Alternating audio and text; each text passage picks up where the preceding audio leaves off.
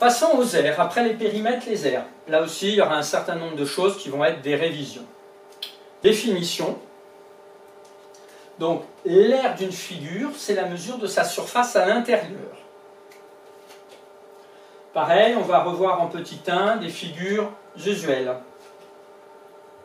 Déjà, l'aire d'un carré. Donc, il y en a un certain nombre, ça doit leur évoquer des choses, et ça doit leur faire activer les neurones, les bons neurones. Donc, si on a un carré, alors moi, voilà, là, j'aurais pu colorier tout l'intérieur. C'est mieux de hachurer, ça va plus vite, c'est peut-être plus lisible qu'au crayon. Donc, tu peux hachurer à la règle, avec soin. Donc, si on a un carré dont le côté mesure C comme valeur de longueur, l'aire va être, oui, j'espère que tu as trouvé, c'est côté fois côté. Donc C fois C. Et ça, on a vu dans les expressions littérales que ça peut s'écrire aussi C au carré. Un petit 2, souviens-toi en exposant. Ensuite, deuxième figure usuelle, le rectangle. Alors là, tu vois, je ne l'ai pas hachuré, mais je l'ai colorié finement. Ça, c'est l'avantage de l'informatique. Donc, un rectangle, deux côtés qui mesurent petit a et petit b. Donc, si tu te souviens, l'aire d'un rectangle, c'est un peu comme le carré. Ça va être petit a fois petit b, qui représente aussi sa longueur fois sa largeur. Enfin là, c'est le contraire. Hein. Là, éventuellement, tu écris largeur fois longueur, parce que je les ai mis dans l'ordre largeur fois longueur. Donc tu intervertis. Ça, c'est à savoir par cœur aussi, ces formules.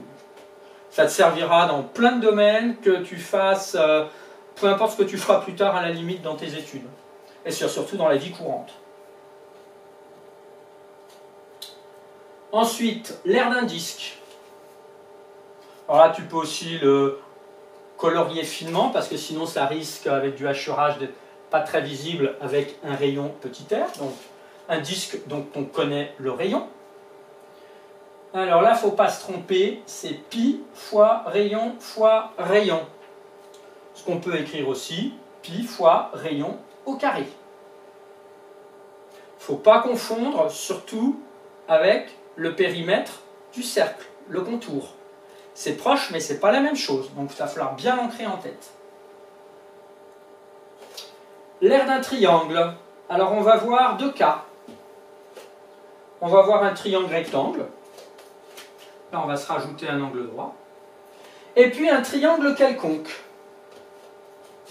Alors le triangle rectangle, tu pourrais utiliser une formule que tu as vue avant. Un triangle rectangle, ça ressemble à quoi? Réfléchis quelques instants. Observe bien. C'est comme si on avait quoi? Je t'aide. C'est comme si on avait la moitié d'un rectangle. Alors en fait, ça va être le produit de ce côté par ce côté, divisé par 2. Divisé par 2 parce qu'on en prend la moitié d'un rectangle. Je ne sais plus si j'ai mis un commentaire en dessous. Voilà, c'est l'aire d'un demi-rectangle. Là, ça va être un peu particulier. Alors, H, ça va être la hauteur du triangle. On sait que c'est une hauteur, on l'a déjà vu, relative à ce côté-là. Il faut prendre un des trois côtés. Là, j'ai pris celui-là. J'ai pris le plus grand, j'aurais pu en prendre un autre. On le verra dans des exercices. Et une fois qu'on a identifié la longueur d'un côté, on prend sa hauteur. Donc ça, c'est H, hauteur relative, on dit, au côté C. Et bien, la formule va être très proche, forcément. Ça va être C fois H divisé par 2. Donc la bulle que j'ai mis en dessous, c'est le côté fois sa hauteur relative, le tout divisé par 2. Écris bien les deux bulles avant de mettre un trait rouge dans la marge. Et puis, il nous reste à voir l'aire d'un parallélogramme, notre fameux parallélogramme. On en aura appris des choses cette année sur le parallélogramme. Alors, l'aire d'un parallélogramme, là j'en ai fait un simple. on va retrouver cette notion de hauteur. Donc là, on a un angle droit, et là aussi, obligatoirement. Alors, l'air va être égal à C fois H. Donc ça, c'est une nouveauté, normalement. Donc c'est côté fois sa hauteur relative. Et comme les côtés ici et là sont parallèles 2 à 2, c'est pour ça qu'il y a 2 angles droits. Alors j'aurais pu travailler aussi avec ce côté-là. Mais au niveau du quadrillage, c'était plus facile là pour voir l'angle droit. Si ça avait été ce côté-là, la hauteur, elle aurait été comme ça. Il aurait fallu qu'elle soit perpendiculaire au trait bleu ici et ici. On le verra aussi dans des exercices. D'ailleurs, on va observer quelque chose ici. Comment on peut le faire? Parce que C fois H, ça devrait te rappeler quelque chose. Regarde bien mon animation. On a un parallélogramme. On pourrait observer, découper ce triangle-là, qui ici est rectangle, puisqu'il y a un angle droit.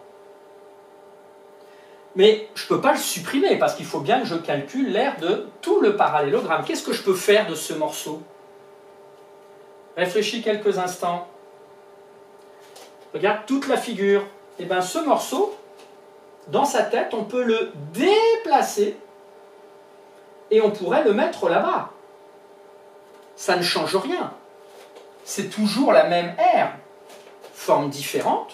Et si je reviens en arrière, voilà, j'ai pris ce morceau-là et je n'ai fait que le déplacer, je ne l'ai pas supprimé. J'ai exactement la même forme. Et qu'est-ce qu'on obtient ici? Eh bien, on obtient un rectangle.